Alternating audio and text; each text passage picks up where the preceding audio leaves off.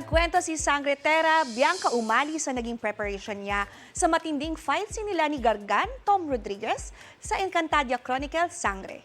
Si Soldarius Luis Ontiveros naman aminadong nagulat sa plot twist ng kanyang character sa series. May unang chika si Athena Imperial.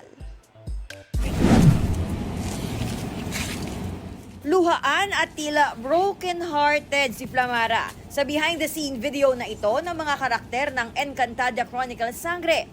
Ito'y matapos malamang ikinasal na kay Hara Armea ang malapit na kababatang si Soldarius na ginagampanan ni Luis Ontiveros. Hangad ko ang tagumpay ng inyong pagsasama. Abisala, Master. A lot of people are against it because they prefer us to be paired with Daron, John Lucas, or Flamara, Fita Silva. Challenge accepted daw para sa kanya ang naging plot twist. I was very surprised but also very grateful kasi at least it allowed me to explore yung dynamics with being paired up with someone else and also my acting. It gave me a little bit more space to explore the different personality sides of Soldarius. Ano naman kaya ang naging reaksyon dito ni John Lucas na gumaganap bilang Daron, love interest ni Armea sa fantaserye? Niloko ko mga sabi ko, ayan na. Gusto mo maging Rama, di ba? Ito, baka ito na yon. So mga ganong biruan lang kasi it's always fun working with John Lucas. He's very professional, easy to work with. Matindi ang pagtutuos ni Tera at Gargan para sa brilyante ng lupa. Kwento ni Bianca, hindi lang itong fight scene ang pinaghandaan niya. Nakipag-collab din siya sa production sa naging takbo ng storya.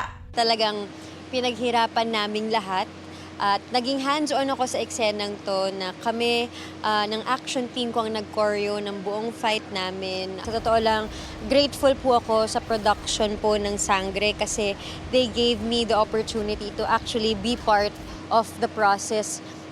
Sa pagsusulat ng script, sa paggawa po ng action scene, sa pag-edit, sa pag-supervise po sa VFX. Matapos saksakin ni Gargan si Tera, patuloy daw natutukan ang mangyayari sa mga Sangre ngayong linggo. Excited po kami na maipalabas kung ano po ang mga na-shoot namin at kung ano yung mga mangyayari, lalo na sa mga characters namin. At ako specifically, excited ako para sa mga mangyayari kay Tera kasi meron kaming mga ginawang mga eksenang kaabang-abang. Siguro, ganun na lang. Hindi aakalain na mangyayari. Ito ang unang balita, Athena Imperial, para sa GMA Integrated News. Gusto mo bang mauna sa mga balita? Mag-subscribe na sa GMA Integrated News sa YouTube at tumutok sa unang balita.